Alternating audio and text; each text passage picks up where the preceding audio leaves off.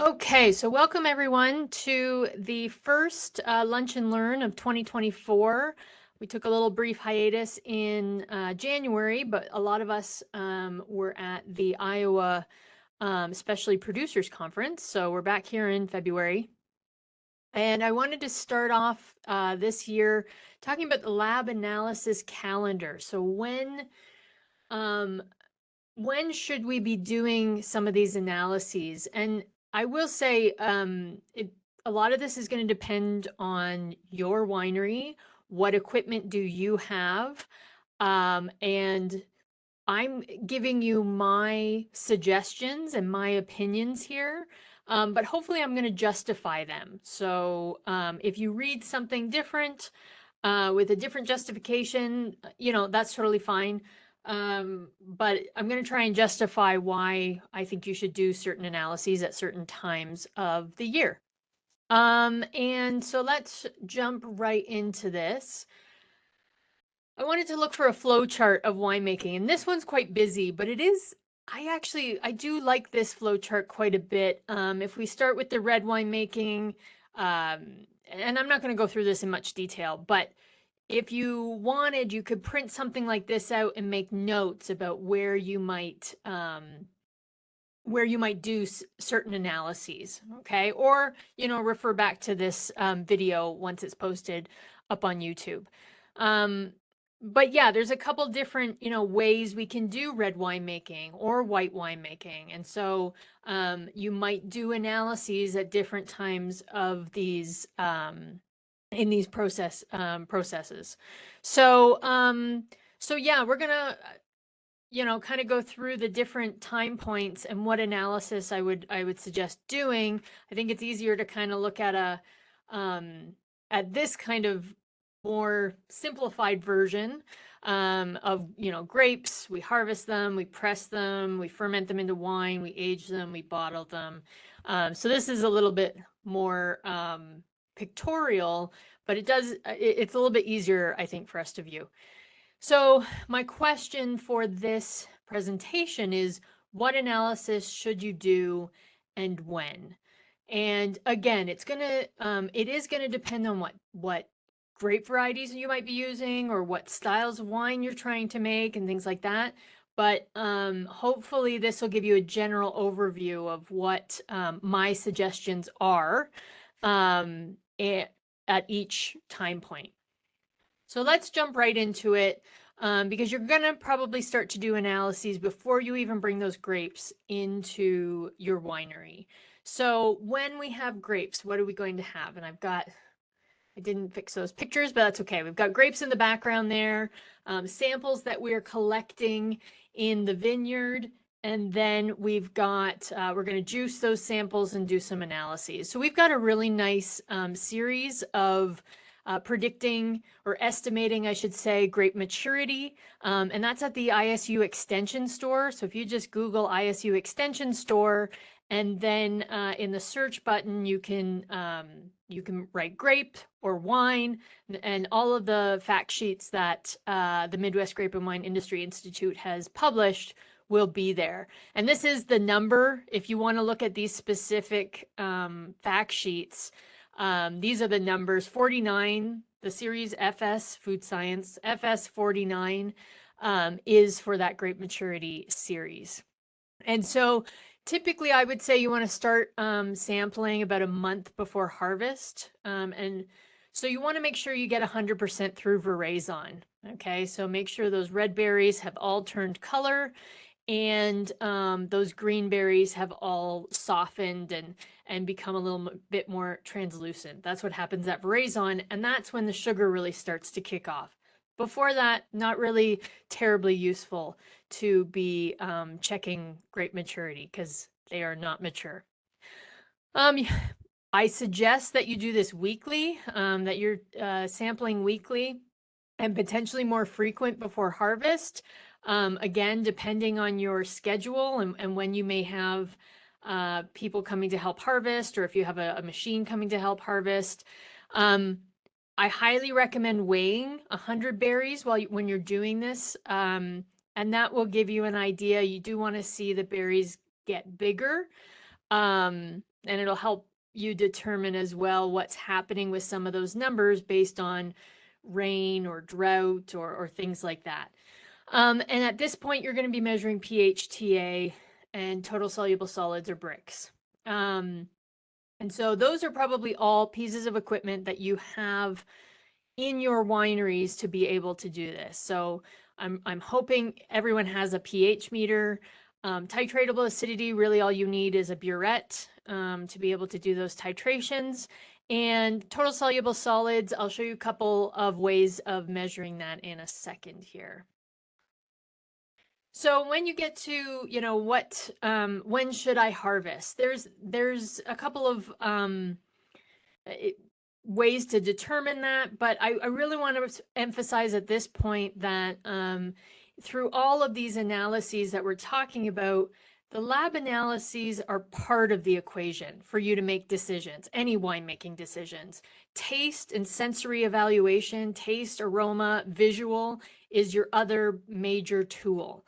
They go hand in hand. You want to be tasting your wines, looking at them, smelling them, same with your grapes, along with the lab analysis. Okay, you want to use those two tools together to make decisions.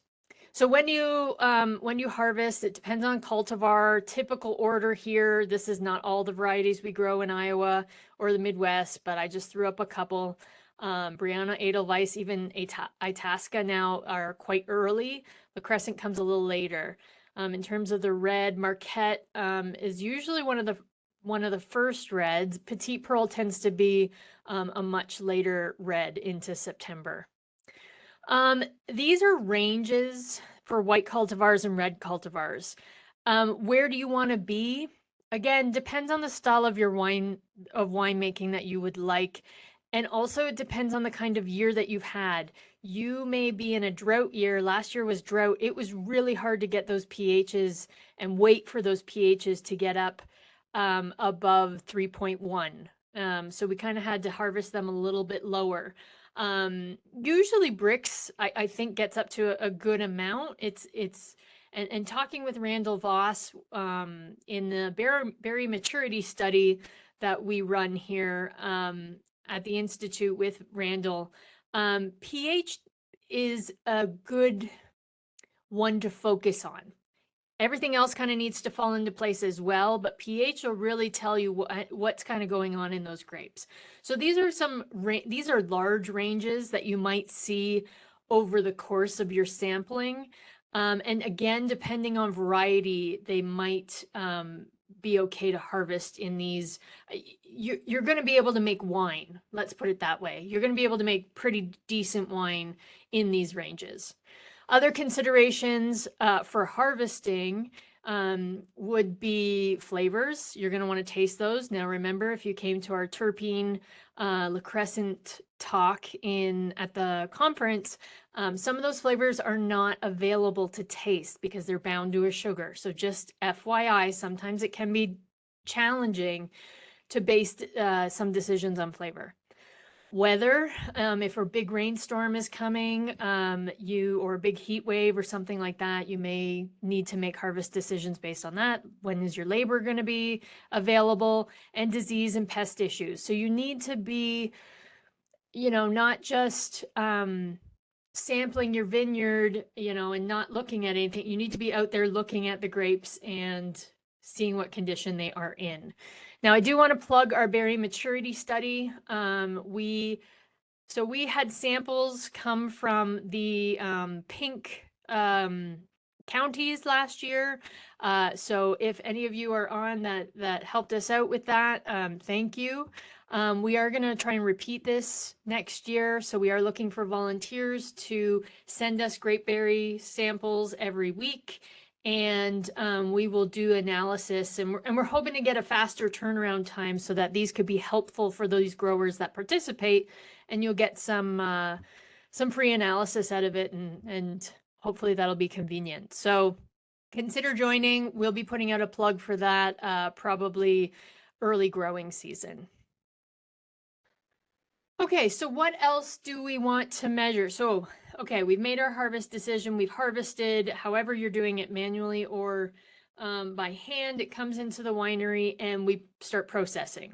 Okay, so we're going to destem, crush, press, whichever order, whichever variation of that. What do you need to measure at this point? The juice, you really need to measure the pH, the TA, and the Brix, total soluble solids. That's what TSS stands for, total soluble solids, or degree Brix.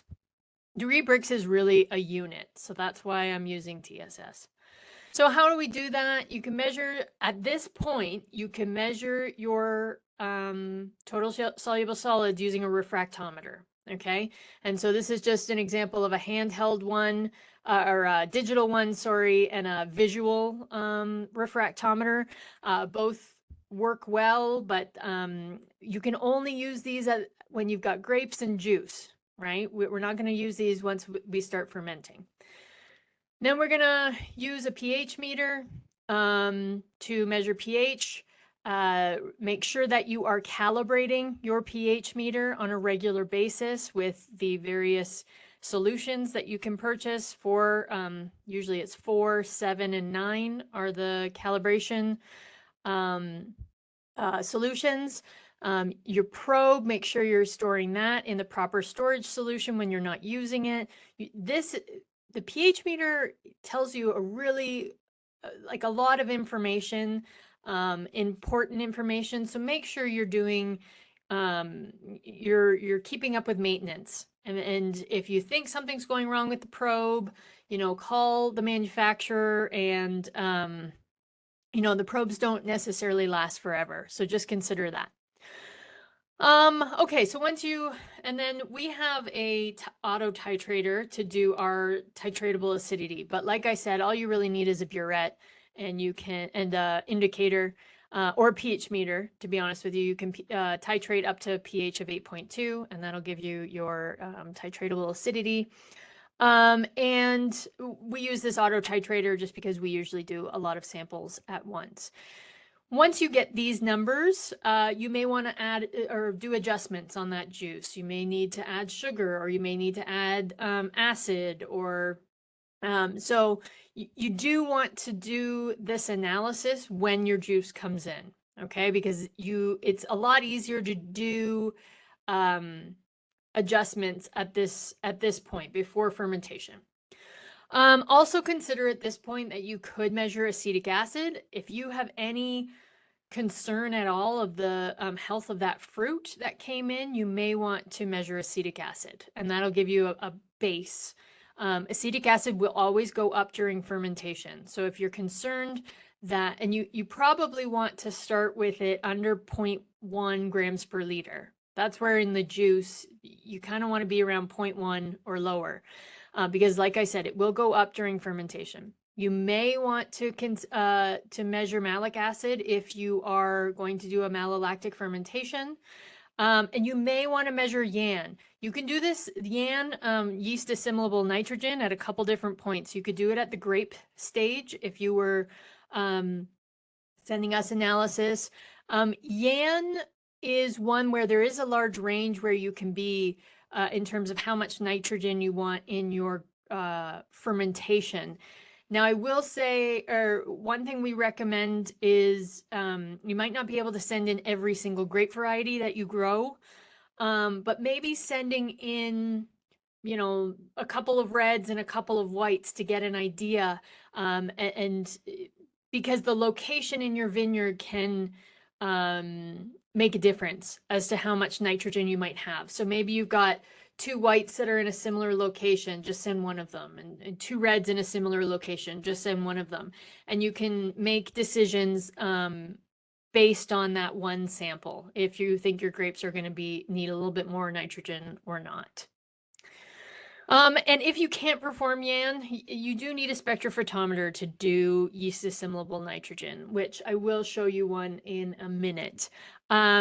Send them to us. We do YAN for, I have now it is for Iowa wineries, it's $40.50. So that's where, again, you might not want to send every single sample, but you may want to send, a couple samples to see where you're at for those nitrogen decisions during fermentation. Okay, during fermentation, what do you want to be measuring? Daily, you need to be measuring your temperature, um, and your total soluble solids, the density. Okay, we at the Institute use a DMA, a density meter. It's got a little plunger at the top, and we can suck up some of the fermentation liquid, and it tells us um, the temperature as well. And so I just turned it on this morning, and you can see it'll read degrees Brix. It'll read in a variety of different units actually, and give you the temperature. You can change it to Fahrenheit if you're interested in this kind of machine. I'm Canadian, so I like degrees Celsius, and yeah, so there's lots of options with this type of machine. If you're interested, they're not cheap. I will say they're probably $1,000 at least. If you're interested in a machine like this, though, please let us know. We can help kind of go through it. I can bring ours out and show it to you. And I think they do have a little bit of a more simplified one at Anton Par. Anyway, so you're measuring these daily. You're going to see Brix going down. You're going to see temperature will rise, but you want to make sure that it's not rising too much.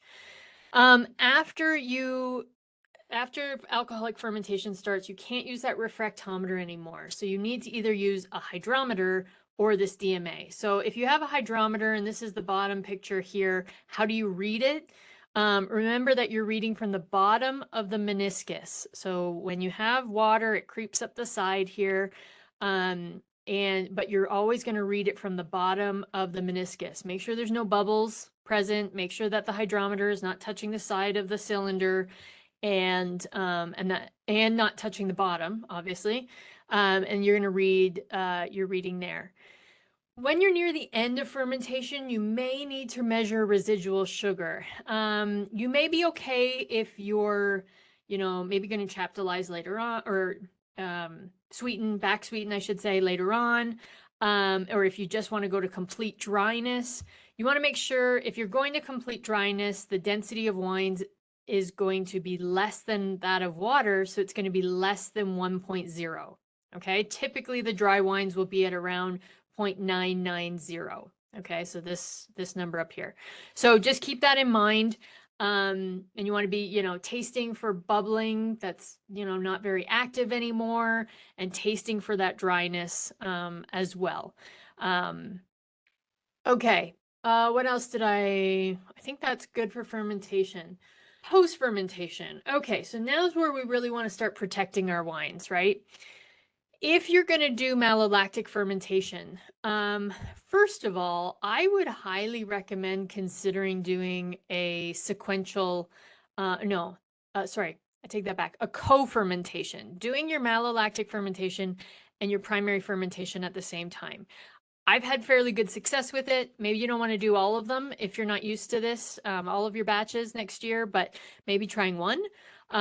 What you do is 24 hours after you start alcoholic fermentation, after you add your yeast, you add your bacteria.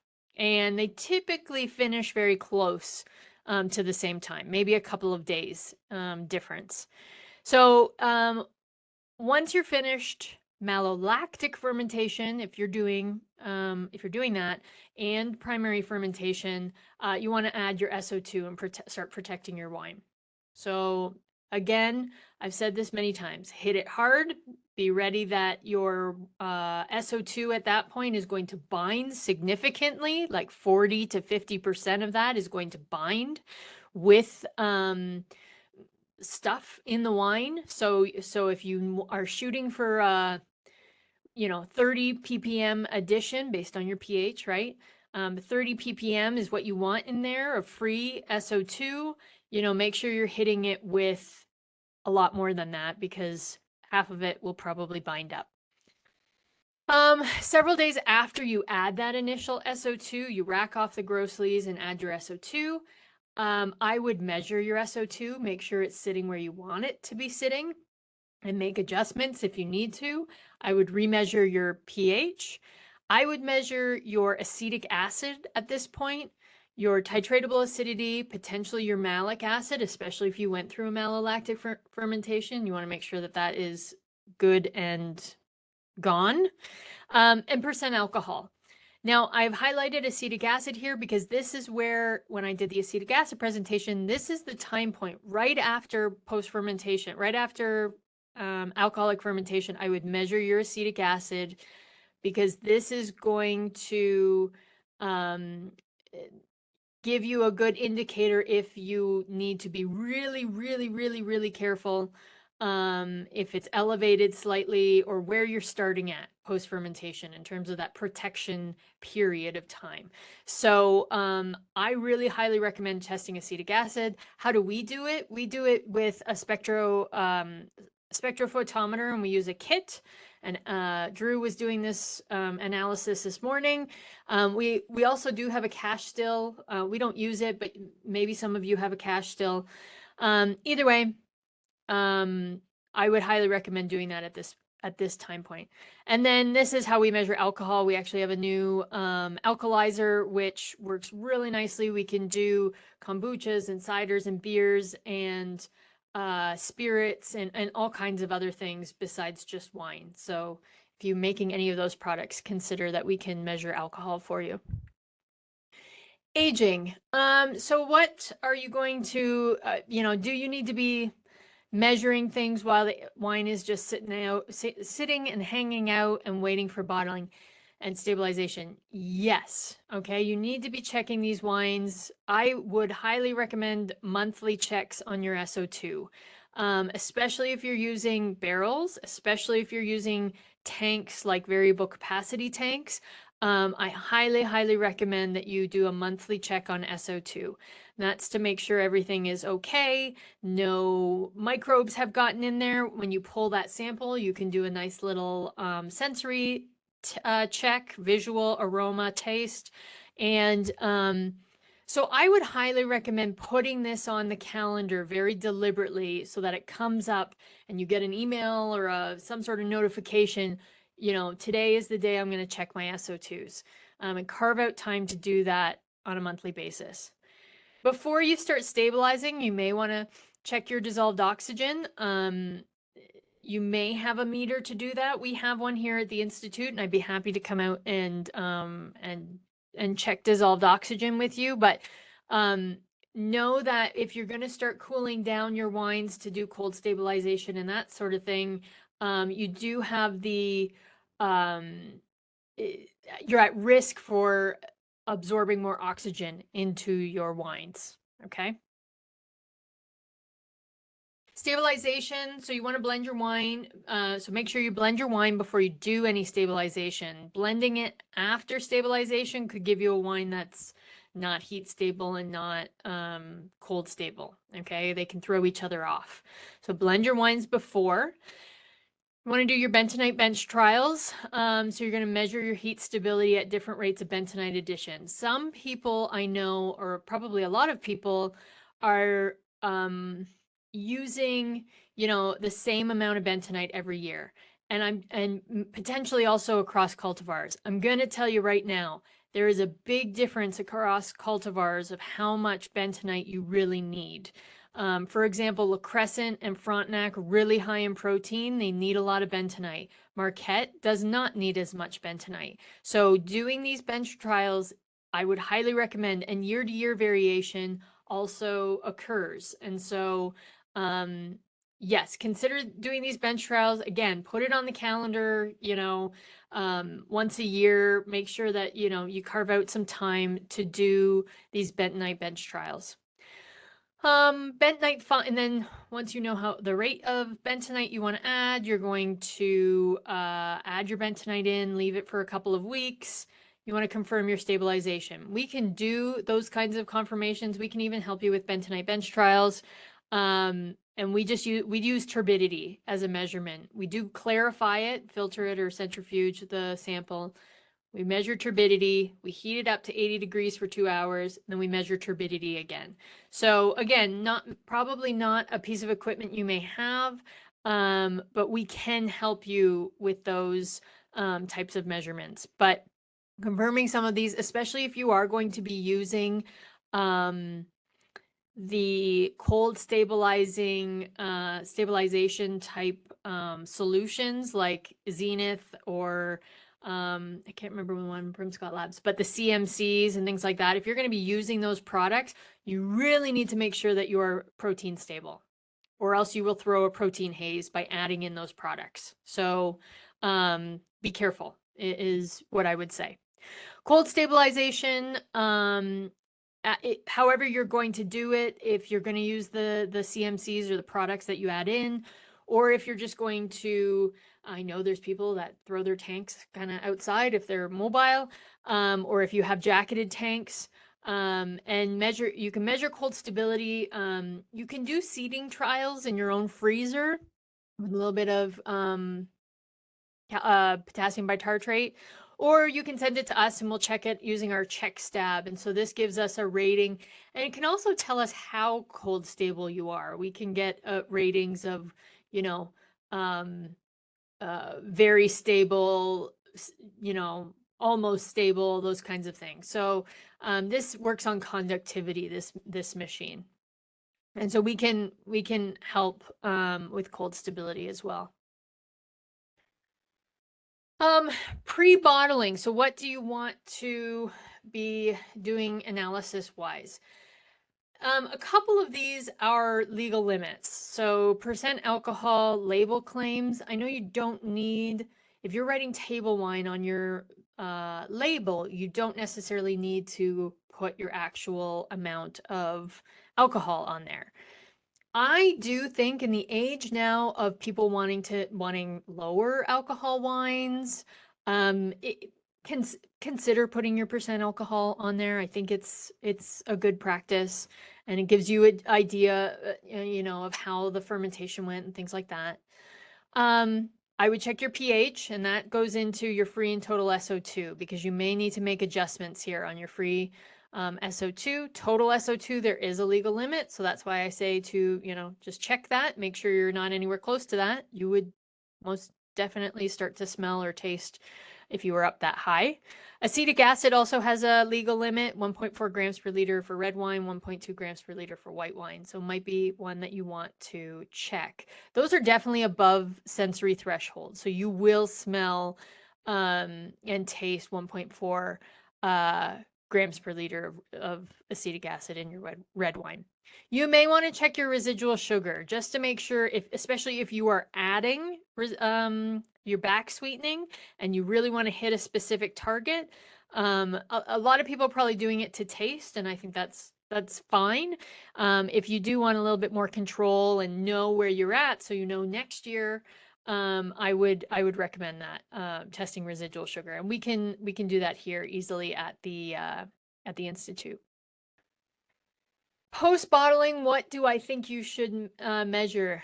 I do think making sure that your bottling went well, and that everything is okay in bottle. We send out our analyses. We do it actually in-house as well. And then I do check it again in 6 months to make sure that the wines are holding up, that there's no issues, no oxidation. The SO2 is still protecting those wines. And yeah, that's, you know, that can give you an idea of your winemaking and that bottling and how hard it is on wines and things like that. Would I do that for every single wine? Maybe not, but especially too, if you are holding on to wines for a couple of years before they're being sold, you may want to double check that they are in good order in terms of, you know, your acetic acid and things like that. If stability is of concern post bottling, or if stability was a concern while you were winemaking, you may want to check that after you bottle. The other one I wanted to mention is microbial stability. There are panels, Scorpion panels, they're called. ETS performs them. And if you are worried about specific wines and a specific fault that you may have smelled, or an infection you've had previously in your winery, you can send them away and they can check for, I do believe that there's ones that are more broad and don't necessarily tell you exactly what what species, but you can get really, really specific and find out if there's certain yeast or certain bacteria that are in your wine. I know the bacteria, just a bacteria panel is about $60, which, you know, for peace of mind, maybe not so bad. I think the other ones, when you do yeast and bacteria, can be upwards of $200. So again, if you had concerns, if you thought, you know, your sterile filtration didn't go so well, or something wasn't very clean or something like that, you may want to check a bottle. A couple other ones that I wanted to mention: haze analysis. That's something that we get asked about quite often. You can send samples to us for haze analysis, and we it can be challenging for us to definitively identify what it is, but we usually do a pretty good job of figuring out if it's a yeast infection, a bacteria infection. If it's crystalline, we can see if it might be a tartrate crystal, or if it's amorphous. And usually if we have enough information about the wine itself, what's the variety, and fruit wines tend to throw some precipitates quite often, we can help kind of diagnose what's going on. So please reach out to us if you have any of those concerns as well. So I did want to point out, I do, and I'm very willing to help people kind of get some lab stuff set up in their own wineries. There is, you know, some analyses that are really important to be able to do in your own spaces so that you can do them quickly. But we do have a new client portal here at the Midwest Grape and Wine Industry Institute. It just came live on last Thursday. So a couple of things that are new about this: PDF reports and invoices. We hope that that will be a benefit to you all. It'll be a benefit to us. So hopefully that'll work. Jossie is going to post the link to the new online portal.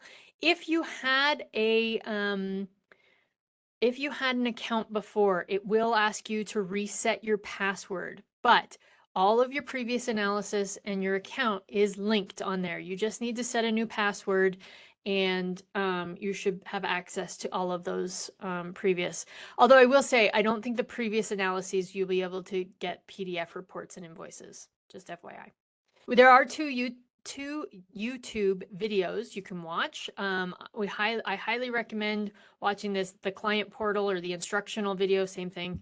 It's just, if you're on the website, the link that Jossie sent, scroll down from here, and it's right underneath, and it'll show you how to set up an account, how to submit samples, how to view reports and invoices. So you know, maybe bookmark that in case you are thinking about sending us some samples. The other thing I wanted to note on there, these are prices per samples. Some of these are updated. We do have a preferred price for Iowa businesses. And I did want to also highlight a couple of analyses that I think could be really worthwhile, and that's the fermentation panel. And yes, these are, you know, slightly more expensive than some of the others, but you get a lot of information: acetic, malic, tartaric, glucose, and fructose. Add that together, you get residual sugar. And for some reason, ethanol is not listed on here, but we can do ethanol as well with this fermentation panel. The organic acid panel, you can get acetic, citric, lactic, malic, and tartaric all in one analyses. So if you're interested, probably acetic and malic, you're going to save money doing this organic acid panel. So just wanted to point those out. Turnaround time on those is very, very quick as well. Okay, so I think that is, and I know I didn't talk necessarily about how to do these analyses. I'm happy to, again, come visit you, set up some of these analyses in your own wineries, or have you visit us and you can see how we do things. But I really wanted to walk through of what do I recommend as we go from harvest to bottle. What I recommend in terms of analysis. I totally realize that a lot of you are small wineries. You don't necessarily have the equipment or potentially the funds. And that's where if you want something that's more tailored to you, and what you should be doing, please call me. I'm happy to work with you as to when and how many samples and things like that that I think that you could send us for analyses, or what I think you should really focus on doing in your own wineries. With that, we will move into discussion and questions in just a minute. But I just wanted to highlight some of the things that are upcoming. So these are just some to get the year started, the first half of the year. In March, we're going to talk about temperature control in winemaking, and I might get some help with from some winemakers about how they control temperature in their tanks and their wineries and things like that to yeah, protect their wines. April, we're going to talk about sterile filtration, and I will hopefully have a nice video for a bubble point test to show you. And then May 6th, I'm going to invite Randall from Extension to talk about mechanization in the vineyard. And he'll talk about a grant that he has, as well as a bus trip that he is planning for the summer. And then June, we'll talk about esters and thiols. What are those? They're aroma compounds, and sometimes they're good, sometimes they're not so good. And what do you need to know about them? How can you get the most out of your grapes to get some of these nice aromas? Feel free to reach out to me whenever you need. I am almost always connected, or reach out to wine@iastate.edu, and we will help with whatever issues or questions you may have. We're going to move into discussion. So Jossie, I'm going to let you finish up recording.